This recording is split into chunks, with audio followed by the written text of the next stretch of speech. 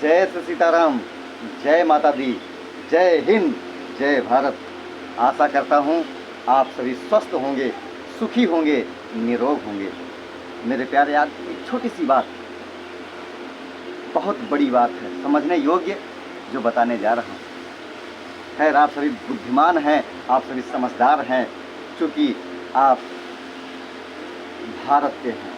जो भारत विश्व गुरु रह चुका हो, हाँ, जिस देश को सोने की चिड़िया कहा जाता रहा हो, उस देश के लोग तो कुछ बताने, कुछ समझाने की आवश्यकता नहीं। फिर भी ये दास एक छोटी सी भेंट सेवा में दे रहा है, स्वीकार करें। मेरे प्यारे, बाप की असली ताकत उसके बच्चे होते हैं। एक बाप की असली ताकत उसके बच्चे होते हैं मेरे प्यारे। लेकिन सबसे बड़ी कमजोरी भी उसके ही बच्चे होते हैं। सबसे बड़ी कमजोरी भी उसके ही बच्चे होते हैं। यदि इन मोह से पिता आगे निकल करके अपने कदम को बढ़ा देना, तो उसके जीवन में कोई दुख, कोई कष्ट, कोई तकलीफ ना आए।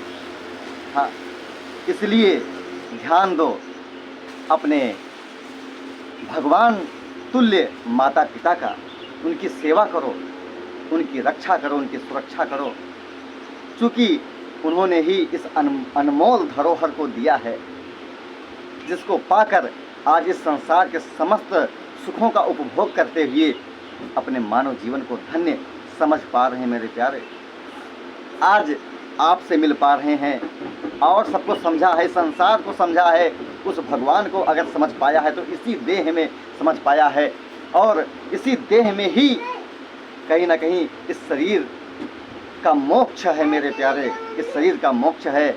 इसलिए आप अपने बाप की कमजोरी ना बने। हाँ, अगर उनके यश को, उनके कीर्ति को, उनके गौरव को, उनके सर के पगड़ी को, उनकी लज्जा को अगर आप संभाल नहीं सकते, उनके गौरव को अगर आप गौरवान्वित नहीं कर सकते, तो आपका अधिकार भी नहीं है कि उनके सुख को छीनने का, उनके सुख को छीनने का भी अधिकार आपको नहीं है। हाँ, सेवा करो। जो ये कहते हैं कि बाप और माँ कौन है, माँ बाप कौन होते हैं मेरे प्यारे? वो अभागे हैं, वो दुर्बुद्धि हैं, उनका जन्म लेना ही व्यर्थ हो गया। हाँ, जो अपने बाप, अपनी माँ को उंगली उठाते हैं, उनकी सेवा नहीं करते हैं। हाँ, 24 घंटे में व्यस्त रहते हुए भी एक बार फ़ोन करके हाल चाल नहीं लेते हैं। हाँ, उनका सुध नहीं लेते, उनकी खबर नहीं लेते हैं कि माँ कैसी है तू, कुछ खाई पी कि नहीं? अरे तुझे पालने में पगले उसने अपना पूरा जीवन लगा दिया।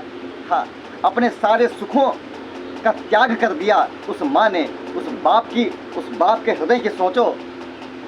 हाँ, जो तुझे खड़ा करने में, तेरा भविष्य बनाने में, माँ तो आपकी पहली गुरु है, लेकिन पिता एक ऐसा भगवान है कि आपके पूरे जीवन के विषय में, पूरे भविष्य के विषय में सोच करके तुझे संवारने का कोशिश करता है, प्रयास करता है। हाँ, एक कपड़े में अपने जीवन को बिताने का प्रयास करता है, लेकिन कहीं उसके बच्चे दुखी ना हो, निराश ना हो। सदैव ये सोच एक बाप के हृदय में रहती है। और लेकिन जब वही बच्चा बड़ा हो जाता है, कुछ करने योग्य हो जाता है, तो जब वही कहता है आपने मेरे लिए किया क्या, माँ बाप को उंगली दिखाता है, उस समय माँ बाप के जीवन का जो वो पल होता है ना, वो वक्त होता है, मरने से ज़्यादा होता है मेरे प्यारे। बहुत सारी आशाएं, बहुत सारी उम्मीद आपसे लगाए हुए होते हैं। हाँ, और जब आप ऐसे शब्दों का प्रयोग करते हैं ना, तो उनका कलेजा फट जाता है। इसलिए आप लाखों देवी देवताओं का पूजन पाठ करो, लेकिन अगर माँ बाप आपके घर में दुखी है ना, तो चाहे कोई यज्ञ आप करवाओ, चाहे कथा भागवत इत्यादि बड़े से बड़े अनुष्ठान करवाओ, कुछ भी करो, कितने भी आप धर्म सत्कर्म करो, लेकिन अगर माँ बाप आपके दुखी हैं, पीड़ित हैं, तो आप समझ लो कि आपका वो सब किया कराया सारा मिट्टी में मिल गया, सब पानी में फिर गया। माँ बाप को छोड़कर अगर किसी देवी देवता की भी चरण ग्रहण करते हैं, किसी देवताओं के शरण में भी जाते हैं, तो वो देवता भी आपके पूजन को आपके अर्चन को, आपके दिए प्रसाद को भी वो स्वीकार नहीं करते हैं मेरे प्यारे।